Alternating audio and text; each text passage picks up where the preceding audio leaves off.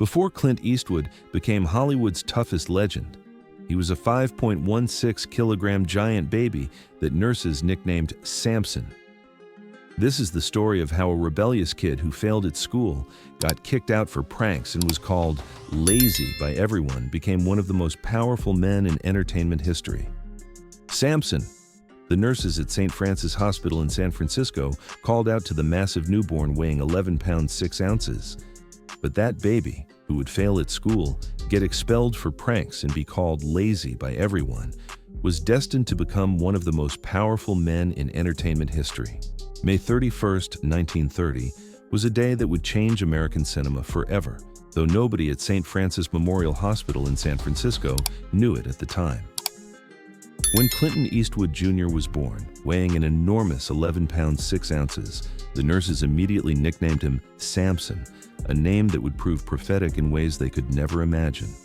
His parents, Clint Eastwood Sr. and Ruth Runner, were ordinary working-class Americans trying to survive during one of the most challenging periods in the nation's history. The Great Depression had just begun, and families across the country were struggling to make ends meet.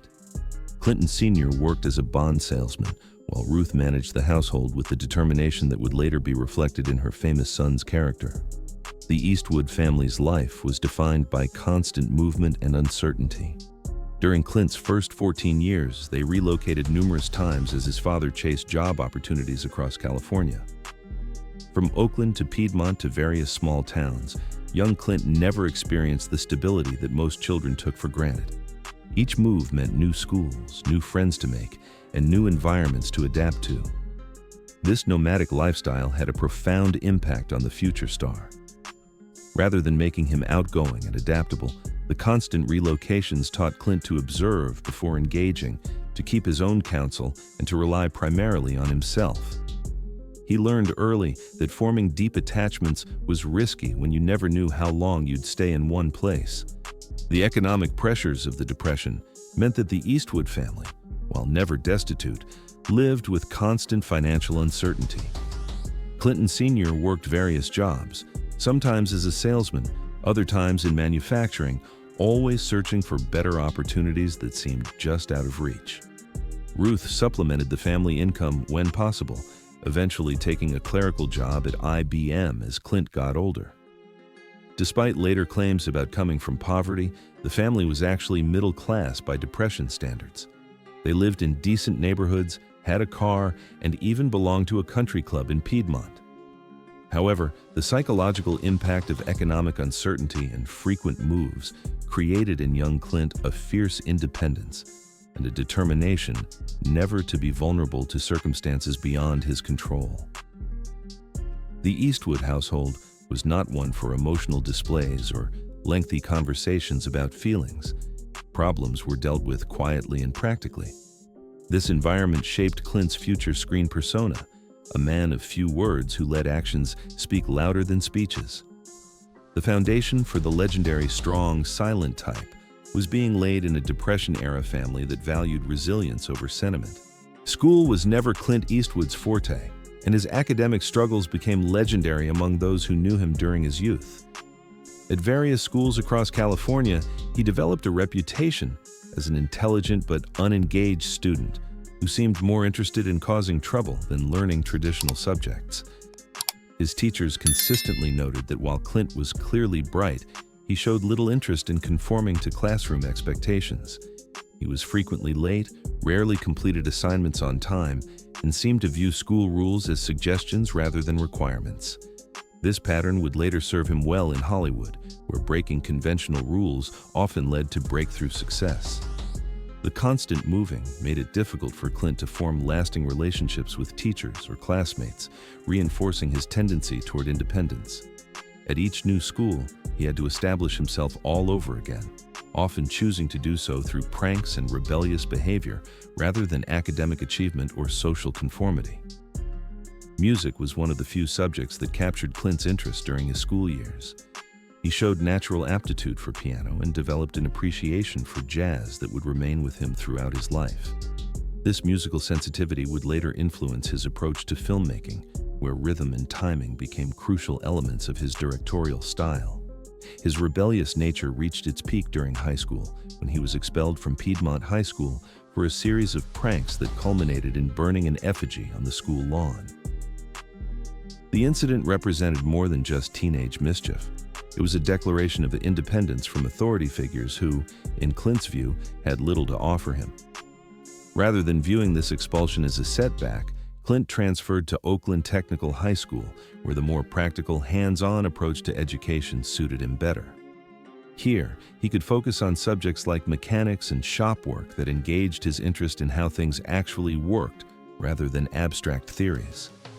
Despite his academic struggles, those who knew Clint during his school years remember him as someone with natural leadership qualities. He didn't seek to be popular in conventional ways, but other students respected his independence and his refusal to bow to pressure from either teachers or peers.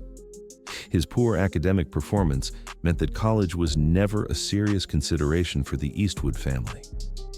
Instead, after graduating from Oakland Technical High School in 1949, Clint faced the same question that confronted millions of young American men: what to do with his life in a rapidly changing post-war world. The skills he had developed during his rebellious school years, independence, skepticism of authority, and the ability to think for himself, would prove far more valuable in his future career than any traditional academic achievement could have been. In 1950, 20-year-old Clint Eastwood received his draft notice for the Korean War, joining millions of young American men who found their plans interrupted by military service.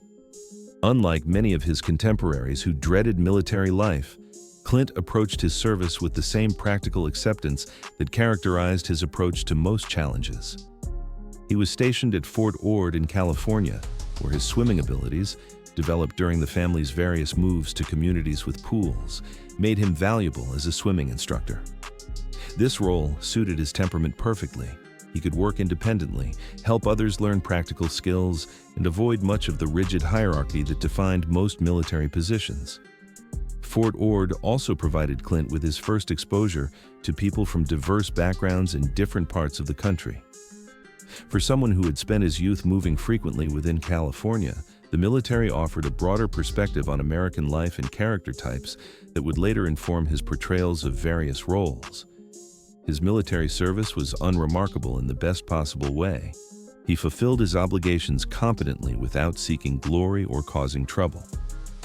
The discipline and physical fitness requirements of Army life came naturally to someone who had always been self-reliant and physically active. After his discharge in 1953, Clint faced the same challenge that confronted many veterans, translating military experience into civilian success. Without a college education or specific job skills, he took whatever work he could find. He worked as a logger in Oregon, spending long days in dangerous conditions that required both physical strength and mental toughness. Back in California, he found employment as a hay baler, truck driver, and furnace tender in a steel plant. These jobs were physically demanding and often monotonous, but they provided steady income and taught him the value of reliable, honest work. More importantly, they exposed him to working-class Americans who would later populate many of his films. Perhaps most significantly, he worked digging swimming pools for wealthy Hollywood families and driving a garbage truck through affluent neighborhoods. These jobs gave him an insider's view of the entertainment industry's lifestyle, while reminding him daily of the economic gulf between successful entertainers and ordinary working people. During this period, Clint also attended Los Angeles City College briefly, but like his earlier educational experiences, formal academic study failed to engage his interest. He was looking for something that would challenge him personally rather than require him to master abstract concepts that seemed disconnected from real life. The combination of military discipline, physical labor, and exposure to both Hollywood wealth and working-class struggles was creating the foundation for an unusual perspective that would later make Clint Eastwood's screen characters uniquely authentic and compelling. Clint Eastwood's entry into Hollywood came through the kind of chance encounter that sounds too convenient to be true, yet perfectly illustrates how opportunity often appears disguised as coincidence. In 1954, while working at a gas station and digging swimming pools to make ends meet, a casual conversation would change the trajectory of American cinema. The story begins with a friend's suggestion that carried implications far beyond its casual delivery.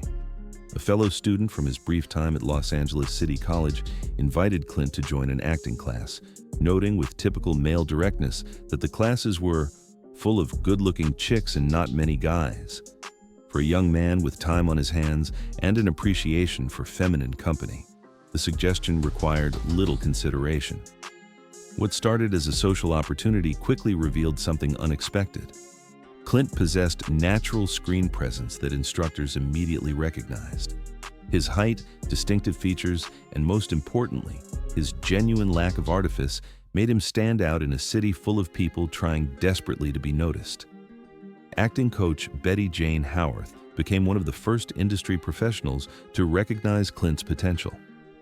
During improvisation exercises, she noted his ability to convey genuine emotion and authentic anger on camera, qualities that were rare among aspiring actors who had been trained to perform rather than simply exist in front of cameras.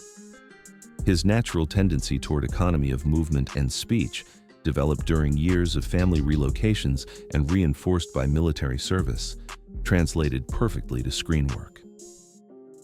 Where other actors felt compelled to fill every moment with gesture and dialogue, Clint understood instinctively that sometimes the most powerful performance came from restraint. A Universal Studios talent scout attending one of these classes saw something that reminded him of established stars like Gary Cooper, a man who could convey strength and complexity without apparent effort. This led to Clint's first studio contract, a standard agreement that paid $75 per week while he learned the basics of film acting. Universal's approach to developing talent involved small roles in B-movies, vocal coaching to project his naturally quiet-speaking voice, and general training in the business aspects of entertainment. For someone who had spent years doing physical labor for modest pay, the opportunity to learn a craft while earning steady income felt like winning a lottery. The irony was not lost on those who knew his background. The young man who had failed at traditional education and been labeled lazy by teachers was now being paid to learn skills that engaged his natural abilities and interests. Hollywood had found him at precisely the moment when he was ready to be found. Universal Studios in the mid-1950s was a training ground for aspiring actors, but it was also a harsh environment where careers could be built or destroyed based on the whims of executives who rarely bothered to learn newcomers' names. Clint Eastwood entered this world with the same practical approach that had carried him through military service and manual labor jobs. His first film roles were tiny parts in B-movies like Revenge of the Creature and Tarantula, projects that paid little and offered no meaningful screen time. He appeared as a laboratory technician, a pilot, and various other background characters whose names weren't even mentioned in the credits. For most aspiring actors, such roles represented frustrating steps toward bigger opportunities. But Clint approached these minor roles with the professionalism that would later characterize his entire career. He arrived on time, knew his lines, and followed directions without complaint. Directors and crew members began to notice the tall, quiet actor who never caused problems and always delivered exactly what was requested. The most significant aspect of these early Hollywood years was not the roles themselves, but the education Clint received in how the entertainment industry actually operated. He watched how successful actors carried themselves, how directors managed complex productions, and how the business side of filmmaking determined creative decisions. Universal's vocal coaches worked with him to project his naturally quiet voice, though they never quite eliminated the slightly sibilant whisper that would later become part of his trademark screen presence. Drama coaches helped him understand camera techniques and the differences between stage and film acting. Perhaps most importantly, he learned to observe human behavior with the careful attention that would later inform his character portrayals. The studio lot was populated with every type of personality imaginable. Ambitious newcomers, established stars, frustrated has-beens, and industry veterans who had seen every possible variation of success and failure. During this period, Clint also supported himself by continuing to work odd jobs when film work was scarce. He still dug swimming pools and drove trucks, maintaining his connection to the working-class world that would always inform his perspective on American life. The combination of practical work experience and Hollywood training was creating something unique, an actor who understood both the industry and the audience it served. Unlike performers who had grown up in entertainment families or studied exclusively in academic settings, Clint brought authentic working-class credibility to roles that might otherwise seem artificial. By 1957, he was ready for the opportunity that would define his career, though he had no way of knowing that his breakthrough would come through a television western that would teach him as much about himself as it did about acting. The transformation from Samson, the giant baby of San Francisco, to the man who would become Hollywood's most enduring tough guy was complete by the late 1950s. Every experience from his nomadic childhood through his early Hollywood struggles had contributed to creating someone uniquely prepared for the stardom that awaited him. The Depression-era instability that had forced constant family relocations taught him self-reliance and the ability to adapt quickly to new situations. The rebellious school years that frustrated his teachers had actually developed his independence and skepticism of conventional authority. Military service provided discipline without breaking his individualistic spirit. Most crucially, the years of manual labor between military discharge and Hollywood success gave him an understanding of a working-class American life that would later make his screen characters authentic in ways that other actors could only approximate. He had lived the experiences that he would later portray. The acting classes that began as a casual social opportunity revealed natural abilities that formal training might have corrupted. His tendency toward minimal gesture and economy of dialogue, traits that teachers had once criticized as laziness, proved to be exactly what screen acting required. The early years at Universal Studios, filled with tiny roles and constant rejection, taught him patience and professionalism while allowing him to observe how the entertainment industry actually functioned. Unlike actors who achieved quick success, he understood the business from the ground up. Perhaps most importantly, this long journey to Hollywood success had preserved the essential qualities that would make Clint Eastwood unique among movie stars. He remained fundamentally unchanged by the experience of seeking fame, still independent, still skeptical of authority, still more comfortable with actions than words. The giant baby nicknamed Samson had indeed grown into someone whose strength would prove legendary, though not in the physical sense the nurses had imagined. His strength lay in his ability to remain authentic in an industry built on artifice, to convey complex emotions through minimal expression, and to represent working-class American values in an entertainment medium often disconnected from ordinary life.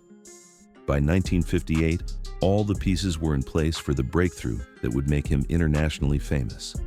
The years of preparation were over. The man who would become the man with no name was ready to find his voice by saying less than anyone else on screen. But that story belongs to part 2 of this remarkable journey from giant baby to Hollywood legend. What aspects of Clint's early life surprised you most? Share your thoughts in the comments below, and don't miss part 2 where we'll explore how this lazy actor became a Western icon. Don't forget to hit the like button if you liked the video and subscribe if you want videos like this to come. See you in the next story.